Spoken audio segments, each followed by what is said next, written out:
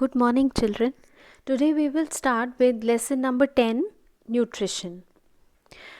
So, first of all, let us understand that what nutrition means. Okay, nutrition means supply of all the essential organic and inorganic chemical compounds to the body. Now, supply means all the processes which start from taking the food up to its availability to the body cells for utilization. And food is the substance which contains nutrients. Okay, it can be organic or inorganic substances that we eat or drink. Diet is combination of food items that we eat, and a diet is called balanced diet if it contains all the principal constituents in the right quantity. And we all know that balanced diet, it is not the same for everyone. It varies. It depends on different factors like age of the person, gender, then what type of occupation that person is involved in, and special needs of the person. So these are the various factors on which the balanced diet depends. Okay.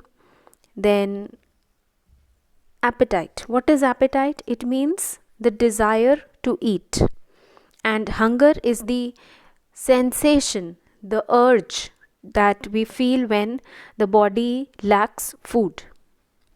Alright, now why do we need nutrition? We need nutrition for these factors in order to fulfill these purposes. What are they? First is growth. Now, even at cellular level, if you see, then there is a requirement for building new protoplasm, for the growth and repair of the cells, for reproduction, for cell division, we need food. Okay, then for repair, like the cells also, they have a time period. All the organelles, they have a time period. So the worn out tissues, the worn out cells, they need to be replaced. So for repair also nutrition is required. For doing all these things, for conducting different metabolic activities, energy requirement is there, and that will be also fulfilled by proper nutrition. Then maintenance means proper maintenance of the chemical composition of cells. Then raw materials. Now, in order to get all the enzymes and hormones, all the secretions that are happening, for those we need raw materials. Again, the raw materials will be available in the right quantity only if our nutrition is proper. And proper nutrition also helps in protecting the body against various infectious diseases and deficiency diseases also. Now, these are the various components, the 6 classes of nutrients. You already are aware of them: water, carbohydrates, proteins, fats and fatty acids, vitamins and minerals. Okay, so these are the various components. Now we will study these different components one by one, and we start with carbohydrates. Now, carbohydrates, you all know, children, that this is the main source of energy, and it is made up of carbon, hydrogen and oxygen, where hydrogen and oxygen are always present in the ratio 2:1. Okay, then carbohydrate, it is the natural product of photosynthesis. We all know this, that through inorganic substances, carbohydrate is formed in the process of photosynthesis. And depending on the structure, they are further divided into different types.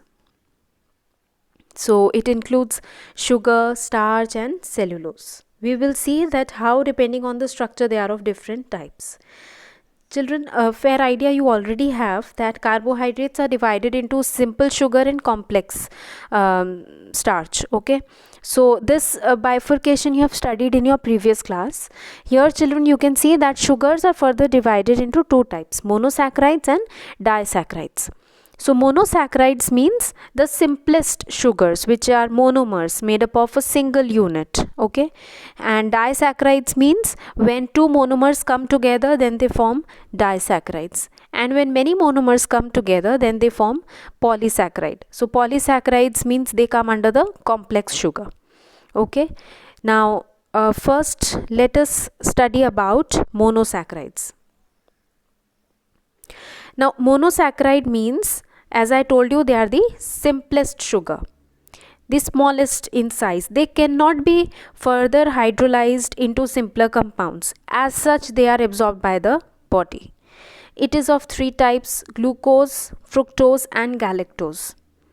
Okay, so the different sources are also given, and as I told you that they are simplest sugars, and all of them, they have the same molecular formula. Okay, C6H12O6, all three have the same molecular formula. Then is disaccharides. Now disaccharides means they are made by the combination or union of two monosaccharides. Alright, so they require digestion to get absorbed in our body. So when I say that they are made up of two monomers, so the molecular formula will become just double. Okay, so here it is C12H22O11.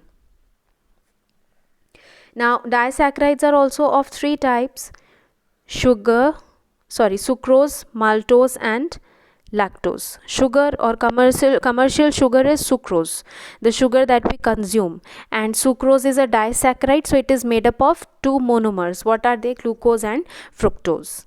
Similarly, maltose is made up of two glucose units, and lactose, that is present in milk, it is made up of glucose and galactose, that is the two monomers which together make lactose. Alright, now moving on to starch, which is an example of polysaccharide. Now polysaccharide means made up of many monosaccharides. Union of many monosaccharides gives rise to polysaccharide. Now children, it is neither sweet nor it is soluble in water, and we all have studied this basic characteristic of starch in your in the previous class, right, that it is tasteless white powder. Now potatoes, grains and bread, they are main sources of starch. Now there are two more polysaccharides which is there in your book: cellulose and glycogen. Now children, in plant body, excess food is stored in the form of starch. In our body, in animal body, excess food is stored, carbohydrate will be stored in the form of glycogen. Okay, and what is cellulose? Cellulose is the component of cell wall. Okay, so it is found in the cell wall of plant cells, and in our body we do not have any cellulose digesting enzyme. So this cellulose, it remains undigested, and it constitutes to the dietary fiber.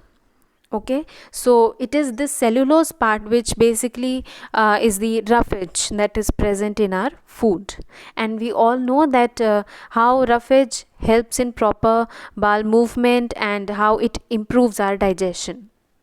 Okay, so what is roughage? As I told you, our body does not have cellulose digesting enzymes.